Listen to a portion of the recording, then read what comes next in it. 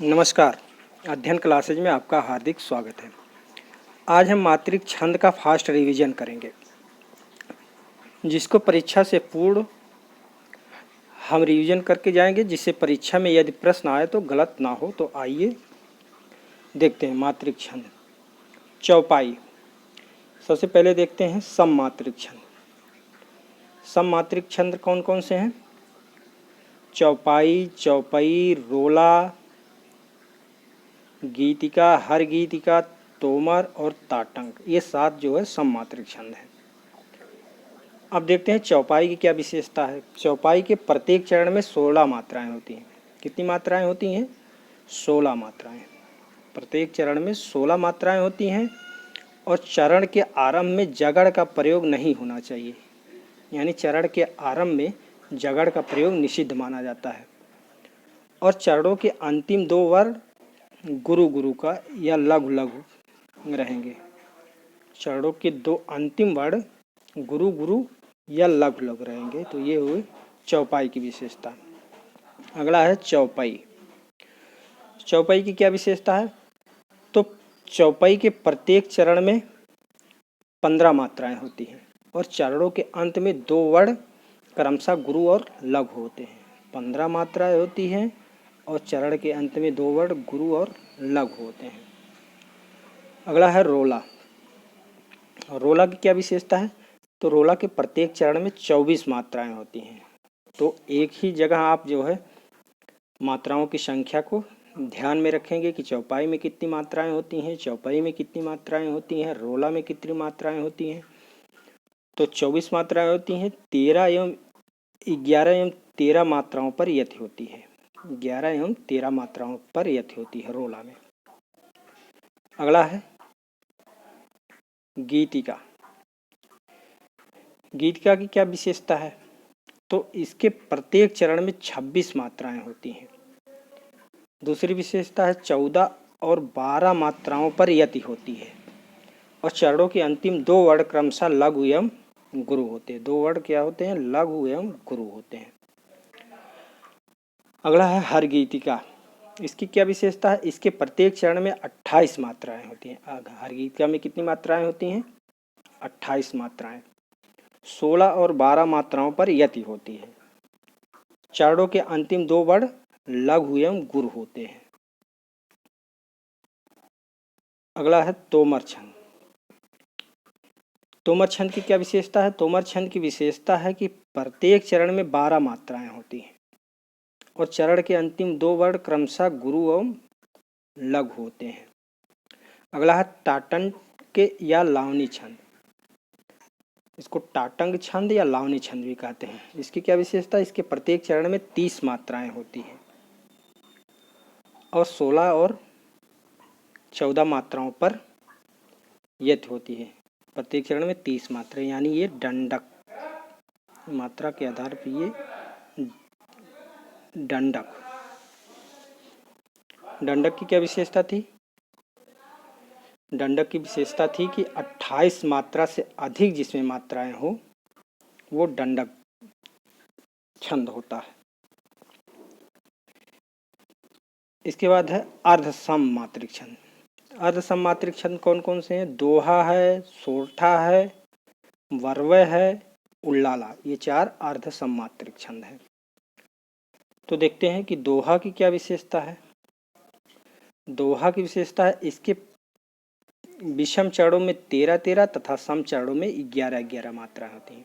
यानी पहले और तीसरे चरण में 13-13 मात्रा तथा दूसरे और चौथे चरण में 12-12 मात्राएं होती हैं, 11-11 मात्राएं होती हैं।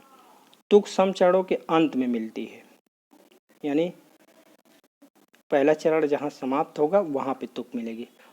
और अगली विशेषता क्या है कि सम चरणों के अंतिम 2 वर्ण क्रमशः गुरु और लघु होने चाहिए। अंतिम 2 वर्ण क्रमशः गुरु एवं लघु होने चाहिए। अगली विशेषता चरणों के आरंभ में तगड़ का प्रयोग एवं जगड़ का प्रयोग नहीं होना चाहिए, यानी तगड़ और जगड़ निषिद्ध होता है। दोहा में चरण के आरंभ में तगड़ और जगड़ निषिद्ध होता है। अगला है सोरठा। सोरठा की क्या विशेषता है? इसके विषम चरणों में 11 मात्राएं तथा सम चरणों में 13 मात्राएं होती हैं। यानी कि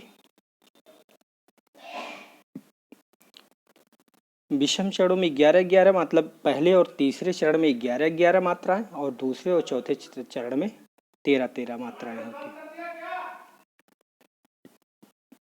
11 तथा 13 सम चरणों के आरंभ में जगड़ का प्रयोग निषिद्ध होता है।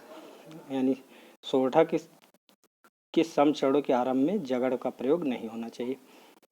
तुक प्रथम एवं तृतीय चरणों में मिलती है। अगली विशेषता, सम चरणों के अंत में कम से कम एक वर्ण लघु होना चाहिए। सम चरण के अंत में एक वर्ण क्या होना चाहिए? लघु होना चाहिए। यह दोहा का विपरीत छंद होता है। सोरठा कैसा छंद है? तो दोहा का विपरीत छंद है। अगला है 12वें छंद।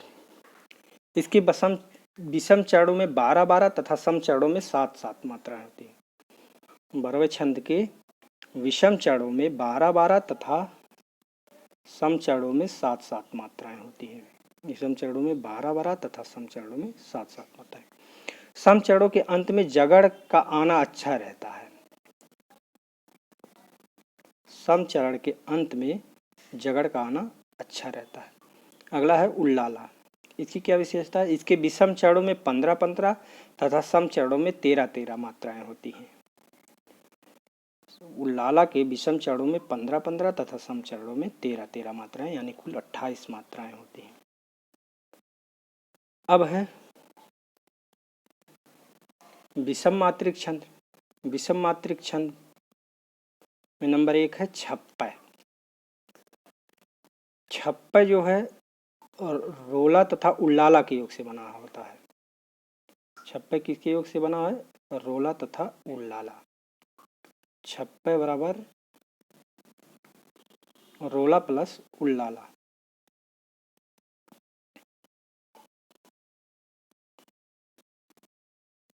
इसकी प्रथम 4 पंक्तियां रोला छंद की होती हैं तथा अंतिम 2 पंक्तियां उल्लाला छंद की। तो छप्पय को याद रखिएगा,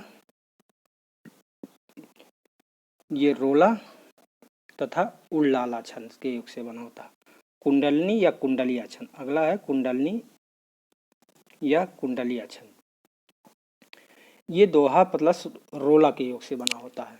तो ये विषम छंद में सिर्फ 2 ही आते हैं, छप्पय और कुंडलिया। और इनको याद रखिएगा कि छप्पय रोला प्लस उल्लाला के योग से बना है और कुंडलिया दोहा प्लस रोला के योग से बना है।